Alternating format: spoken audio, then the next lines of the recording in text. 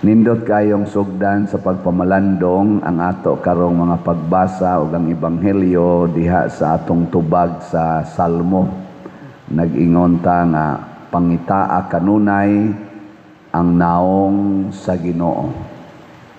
Ang word nga gigamit pangitaa unya kanunay.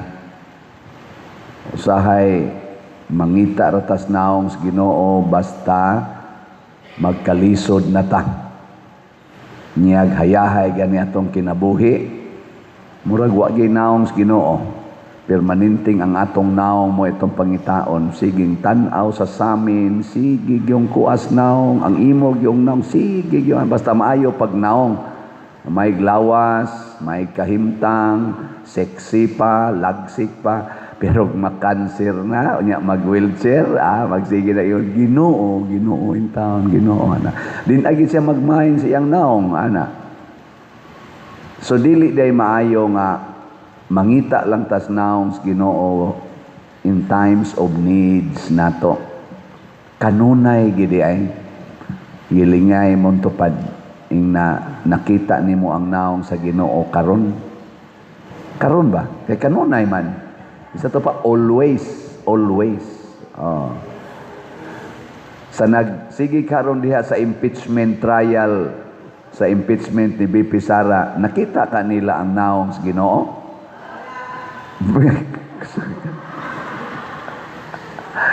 Diha sa atong executive department, presidente, hangtod nga rin barangay level, nakita kanila ang naong sa Ginoo? Kanunay? Paita. Diha sa atong mga legislatives, hangtod nga rin barangay level, nakita kanila kanunay ang naong sa Ginoo? Unsaon pagkakita nga wa man sad sila mangita? Mao na mura man ni siyag sugo pangitaa kanunay, pasabot it requires effort. Gisgotan sa atong ebanghelyo nga nipili si Jesus og special apostles. 12 kabuok. Ang iyang hangyo nga sila mahimong naong niya. Iya magipadala. Pasabot sila'y magda sa iyang naong. Ang 12 ka apostoles, apil na ning atong patron nga atong pistahan karong July 25. Ala, dool na. Ang ticket, wa pa maurot kaalin. Kaning namalit na to raffle tickets, nakakita ni sila sa naong sa Ginoo, din hinato sa atong parokya o sa atong patron. Pero kanang nagsigig paminaw nato nga more than almost 300,000 average or 1 million average every day, apil nang sa mga reels o sa mga yanang sa TikTok, mga Facebook, YouTube, mga ibutang talag, mga 1 million na sila tibok kalibutan. Daghan nila wa kakita sa naong sa Ginoo. So, bulahan katong nakakita sa naong sa Ginoo. Ing nakapila na nimo gipalit ang naong sa Ginoo. Kay ang naong ros Ginoo ing relasyon sa atong parokya karon, mao ang atong raffle ticket. Nya kakita kay kas naong sa Ginoo, palit ta dayon. Ngano mura mamog nga hilom. Wala ka kakita nga naong mo na sa Ginoo ang kanang na ang atong raffle ticket. Awa mo kita, bala mo diya. Pero ngano man nga sa 12 ka apostoles naa magi Judas Iscariote nga wa kakita sa naong sa Ginoo, ang kanunay niyang makita o gipangita ang naong sa kwarta. Hangtod nga iyang gibaligya ang Ginoo para na siya kwarta, bahala na ng naong sa Ginoo diyag kulataho na, daog-daogo na, hubuan na, latiguho na, ilansang na sa krus, basta naalang ko'y kwarta. Ana, naay ingon ana. Kinsa karoy nangitag naong sa Ginoo sa atong mga politicians, mga Marcos Group, Duterte's Group, o Pinklawans Group. Ana, secret. Kinsa ka nila ang kanunay nangita og kwarta, naong kwarta, Marcos Group, Duterte's Group, Pinklawans Group. Secret. Ang una rong article, kay upat man ka articles ang impeachment nga petition against sa Vice Presidente nga gitrial na karon sa Senado. Ang una nilang gihimo gahapon mao ang Article 4 man siguro to, betrayal of public trust. Paglimbong sa pagsalig sa publiko. O ang gibasihan kadtong ning hulga or ning bahad itong iyabang kuan social media ni BP Sara katong lagot kay siya nga gipriso ang iyang chief of staff ba to unya nagkalisod na dito hapit din nakaginhawa di lang yapon ipada sa ospital niya iyang gipugos og da hapit pa siya dakdaki sa tabon sa ambulance atong pulis lagot kay si ato pag human ato samtang dito na sa ospital ang iyang chief of staff nadagi nila human sa grabing pagbabag lagot kay siya og iyang napamulong sa iyang taas-taas nga kanang speech iyang gipamulong nga kung magurgur kuno siya matigbak siya nagsabot na sa kuno siya tao nga mogurgur or motigbak sa presidente sa asawa o sa speaker na si Romualdez o gikan ato gi-analyze tog maayo o gipailan siya og kaso sa NBI. So ang witness nga gipresentar mao ang NBI agent nga mao man ting ito'y nag-build up sa kaso aron pailan og kaso ang maong panghulga. Nana, pero ang gisulti ni BP Sara kung magurgur ko, kung matigbak na ko, isunod po sila. So indirectly speaking, kung di ko magurgur, di ko matigbak, way mahitabo nila. Muna, wa pa man siya magurgur karon. Abuhi lang yapon ning tulo. So muna nga, kini lalisonon kayo. Nya naminaw ko sa mga lawyers, mga komentaryo nila di social media. Siguro sa ko, naminaw sad mo. Kita taong way kaalaman ang ilang balaod-balaod. Ang betrayal of public trust di ay dili necessary nga criminal act. Dili gid siya per se criminal act. Igo na nga gitawag na siya grave abuse of authority kana bang doon na kay gibuhat nga dili necessarily criminal pero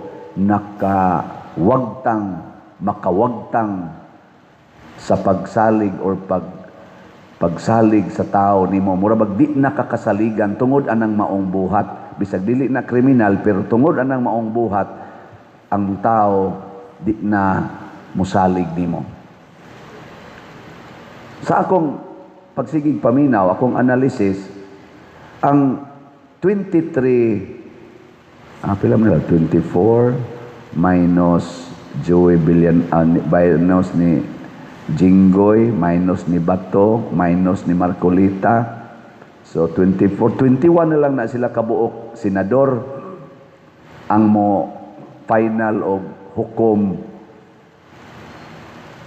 sa mga articles of impeachment kay gipapriso naman si Bato ipapriso mo to siya niya nagtago-tago niya si Jinggoy gipapriso na si Marcolita, Senador Marcolita gipapriso na di 24 minus 3 21 sila mo final og hukom unya pohon igtapos na aning ilang mga trial diha kining 21 ka senador maoy mo final nya nagkinahanglan og 16 votes para ma-impeach og perpetually tingali ma-disqualified na ang Vice Presidente is a public servant ug usa sa basihan betrayal of public trust.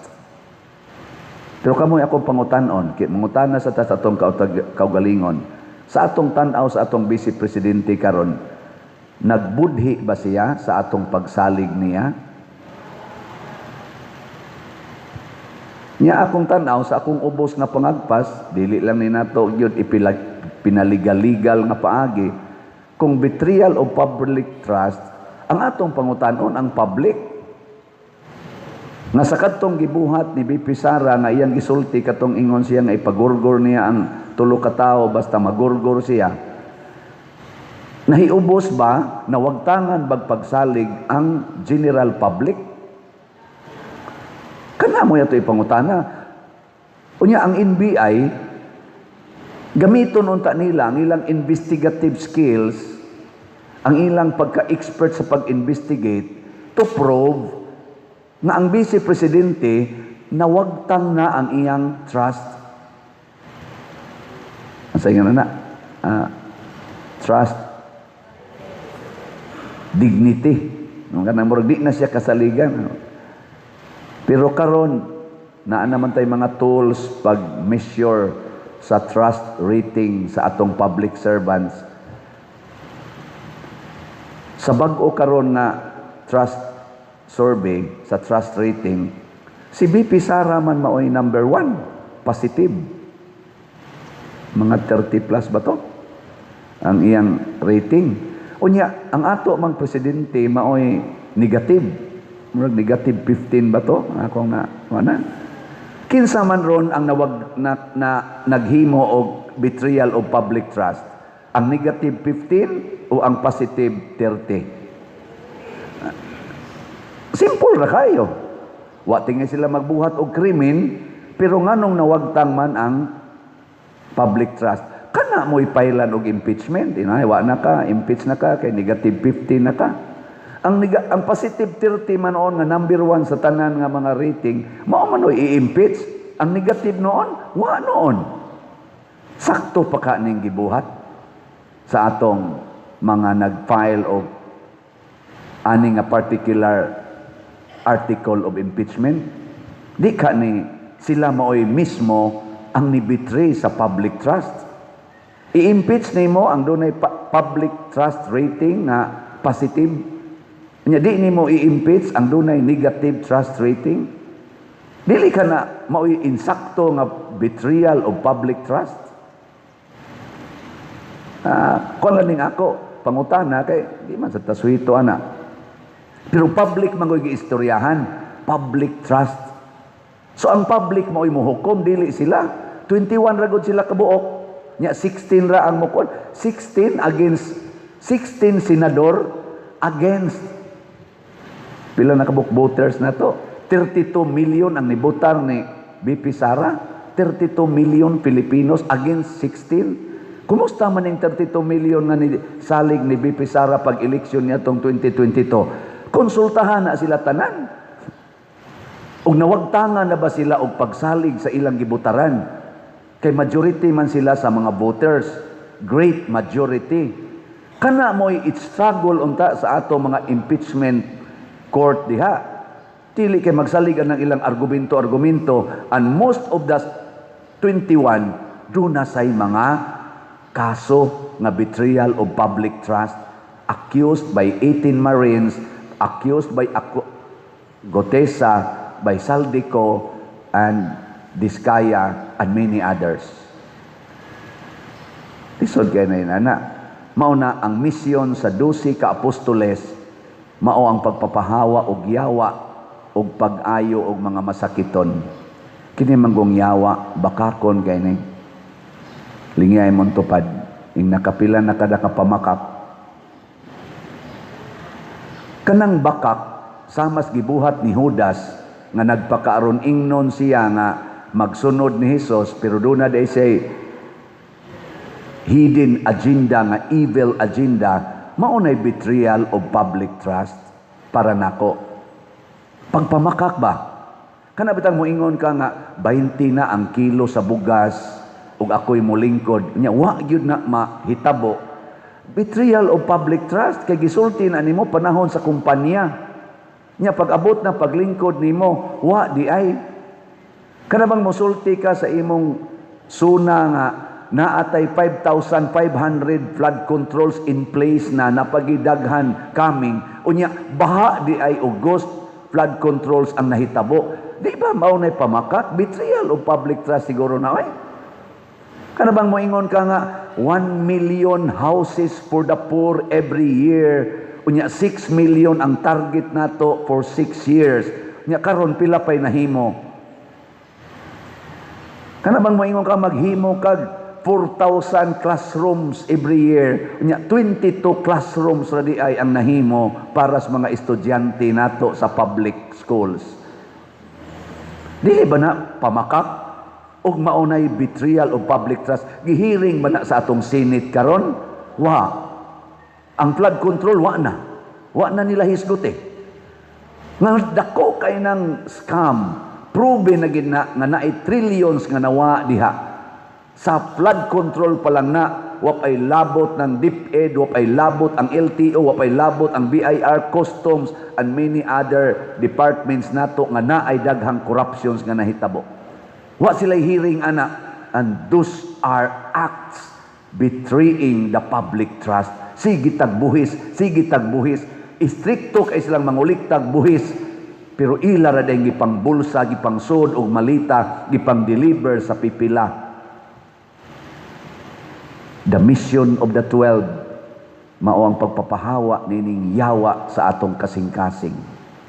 Mao sad nay mission ni Santiago Apostol, kay apostoles man ni siya, naputol in taong iyang liog tungod anang maong mission. Ang pangutana, mag-celebrate man ta sa iyang pista kaha. Sugod naman ta karong Domingo sa atong Trido Umas. Lingi ay mong tupad ina andam na kang maputlan. Ingna ba? Andam na kang maputlan? Oh. Kana, muna mudaig ko ni Jinggoy Estrada. Mudaig ko nila ni Senador Marcolita. Mudaig ko ni Bato de la Rosa. Karon, gi-persecute sa ilang function as senador. Pero wag yun mausab ang ilang baruganan. Sakto man ang ilang baruganan o dili. Ang nindot, nibarug sila sa ilang baruganan. Dili pareha aning pipila, like Chase Escudero, paling-paling, Joey Villanueva, paling-paling, o kadang uban diha, siging paling-paling, nga sa una, magsiging ingon, never again, karon di na gyud mutingog. Di na gyud maghilom-hilom na lang. Paling-paling. Ang atong patron, ang atong santos nga duha ka buok dinhi sa Pilipinas, wa gyud mag-usab-usab ang desisyon hangtod namatay sila. Kana mao'y model sa tinuod na public servant. Ngano man na kung bisan asa magsuroy-suroy si BP Sara karon madinhi man o sa abroad, magdugok man ang mga Pilipinos, hapit man di siya kaagi sa kadaghan sa mga Pilipinos nga magsigig siyagit niya og Duterte. Nya magsuliyaw gid sila sa kalipay kung naa siya. Ngano magsuroy-suroy karon ang atong presidente, mura ra mag-iro nga way tag-iya, hilo man kayo ang palibot. Hain Manila ang tinuod nga nagbetray sa public trust. Kana tingali mo atong i-challenge atong mga senador. Dili kay magpakaron ingnon anang ilang mga tiki-tiki diha nga kunuhay mga legal nila nga mga analysis, pero ang real analysis nga apektado na kaing atong nasod ilang kalimtan. Basin og ang gibuhat ni BP Sara dili betrayal of public trust but betrayal of private politicians' trust. Private politicians nga dunay kunaybans sa pagpangawat o ilad sa atong katawhan na Pilipinon. Unya tungod kay duna man say gisulti against aning maong secret private group na politicians, gikasuhan siya betrayal of public trust. Mao na si Jesus pinangga kaayo siya sa tibuok katawhan, bagang katawhan magsunod-sunod niya, pero naglagot niya ang mga leaders, pipila ka mga leaders sa mga Hudiyo, ug ang mga magtutudlo sa balaod, ug ang mga leader sa mga pari atong panahon na naglagot niya, mo nang gipatay siya, ug gipasanginlan nga nagbitray sa gyapon sa public trust. Iya kunong gisupak ang balaod ni Moises. Mo nang gipatay si Jesus. Epektibo makay nang yawa, kay sila man ay magkupot kasagaran sa authority.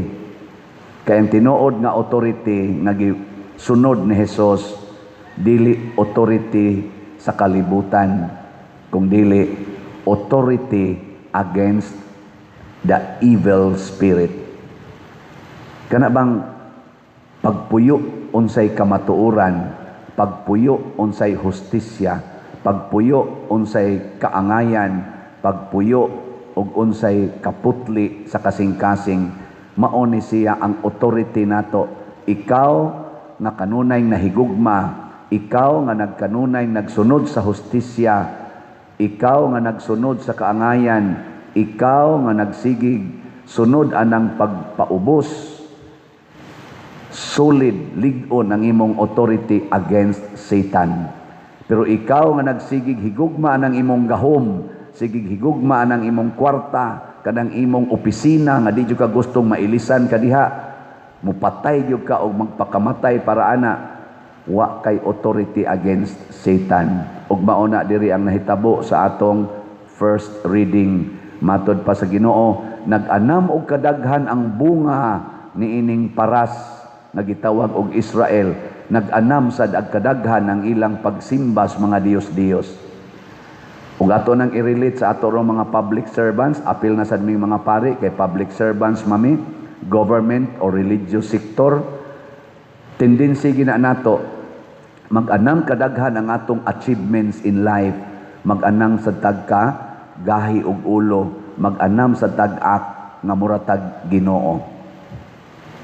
Kuyaw kay na kining mga tawhanang naglingkod sa atong gobyerno, labi na nang naas Congress o sa Senado o sa Executive Department nga elected, purti ani nila ka mga buutan panahos eleksyon, pagkumpanya.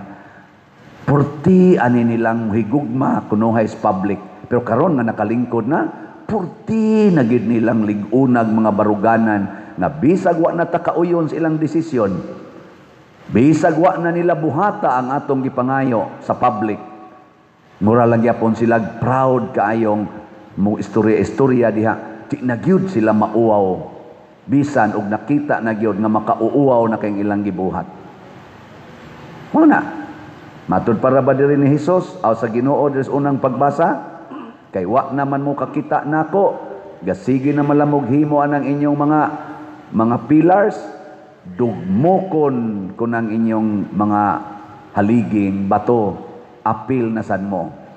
Makaingon na unya mo, wa na mi hari, kay wa na mi mosunod sa Ginoo. Igabot bas panahon sa silot ba?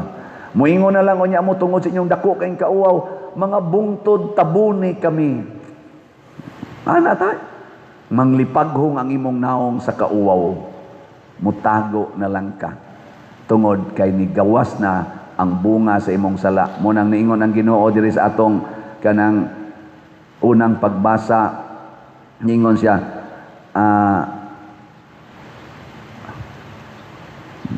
ipugas ang binhi sa katarong aron maani ninyo ang bunga sa gugma nga walay paglubad.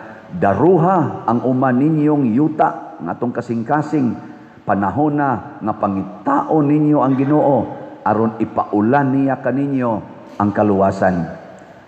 Muna kitang mga tao, kita mga Pilipinhon na mangitay Ginoo generally speaking, kanirong gibuhat sa ato dihang mga executives o sa mga legislatives, questionable man gyud kayo na magampo tag maayo nga unta magpadayon sila. Mabag-o ilang kasing-kasing.